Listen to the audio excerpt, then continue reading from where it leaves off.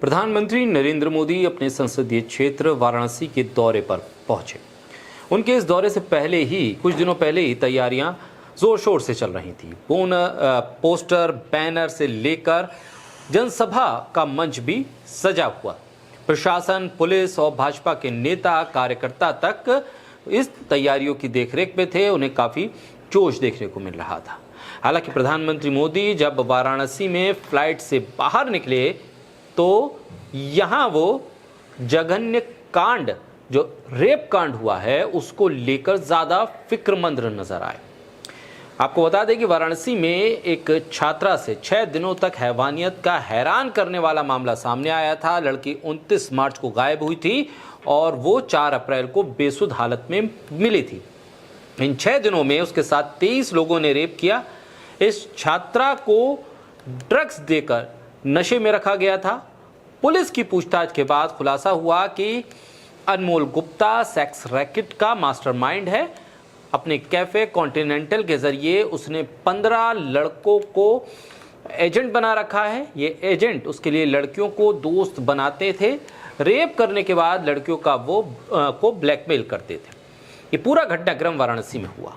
लेकिन इस पे खास बात यह है कि प्रधानमंत्री मोदी जब एयरपोर्ट पहुंचे तो उन्होंने सीधे सीधे उन अधिकारियों से मुलाकात की जो वाराणसी के पुलिस महकमे में महत्वपूर्ण पदों पर है। हालांकि उसी एयरपोर्ट पर योगी आदित्यनाथ और राज्य के राज्यपाल आनंदीबेन पटेल भी प्रधानमंत्री के स्वागत के लिए पहुंची थी और प्रधानमंत्री का उन्होंने स्वागत किया था। उसके बाद ये मुलाकात हुई। सवाल यहां पर यह उठ रहा है कि क्या वाराणसी में हुए इस घटनाक्रम की पहले से जानकारी उत्तर प्रदेश के मुख्यमंत्री योगी आदित्यनाथ से प्रधानमंत्री ने नहीं ली थी? क्या योगी आदित्यनाथ के जरिए मिली हुई जानकारी पर प्रधानमंत्री को भरोसा नहीं था? क्या कार्रवाई तेजी से हो और सख्त हो, इसके निर्देश प्रधानमंत्री ने योगी आदित्यनाथ के जरिए वाराणसी के पुलिस महकमे को नहीं दिए थे? क्या प्रधानमंत्री से वाराणसी के पुलिस महकमे के ऊंचे अधिकारियों की कोई बातचीत इससे पहले टेलीफोन के जरिए या योगी आदित्यनाथ के जरिए नहीं हो पाई थी? आखिर क्या वजह थी कि प्रधानमंत्री सीधे तौर पर जब वाराणसी पहुंचे तो उन्होंने उसी एयरपोर्ट पर जहां योगी आदित्यनाथ और राज्य की राज्यपाल मौजूद थी, उनसे अलग हटकर पुलिस महकमे के अधिकारियों से बातचीत की? क्या योगी आदित्यनाथ की मौजूदगी में यह बातचीत नहीं हो सकती थी?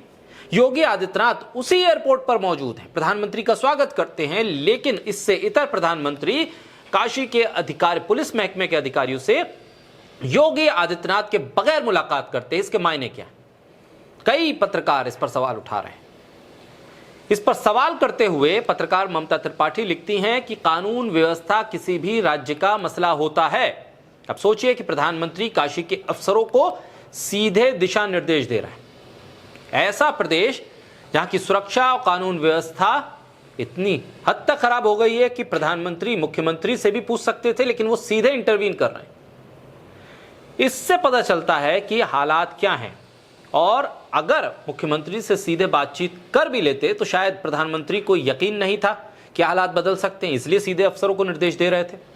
हालांकि उनके निर्देश जमीन पर कितना उतर पाएंगे ये तो भगवान ही जाने। कुछ दिनों पहले हुए गैंग रेप की घटना के बारे में अफसरों से प्रधानमंत्री ने जानकारी ली। अभिषेक उपाध्याय एक और वरिष्ठ पत्रकार हैं, उन्होंने भी इसी तरह के सवाल खड़े किए। उन्होंने कहा कि ये 8 साल में पहली बार ऐसा हो रहा है कि प्रधानमंत्री को अपने संसदीय क्षेत्र की कानून व्यवस्था की जानकारी लेने के लिए सीधे अफसरों से एयरपोर्ट पर मिलना पड़ रहा है।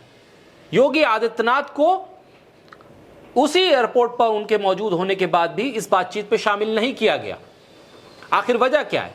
हालांकि इस पे तर्क यह भी हो सकता है कि प्रधानमंत्री नरेंद्र मोदी संसदीय क्षेत्र वाराणसी थे और उनका संसदीय क्षेत्र था। एक सांसद की हैसियत से वो पुलिस अधिकारियों से बातचीत कर रहे थे, लेकिन वो एक प्रधानमंत्री भी हैं और उनके साथ जो मुख्यमंत्री उनका स्वागत करने आए वो भी उन्हीं की पार्टी के।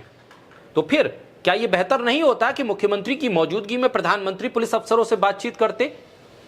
लेकिन क्या यह भरोसे की कमी है या उत्तर प्रदेश में बदलाव के संकेत हैं? बहरहाल जो कुछ भी है, अगर प्रधानमंत्री ने निर्देश दिए हैं तो उम्मीद की जानी चाहिए वाराणसी में इस तरह की आपराधिक घटनाएं कम होंगी, रुकेंगी, और जो ये घटना हुई है उसके आरोपी, मास्टरमाइंड और जो कोई भी इसमें इन्वॉल्व है उनके खिलाफ सख्त कार्रवाई होगी।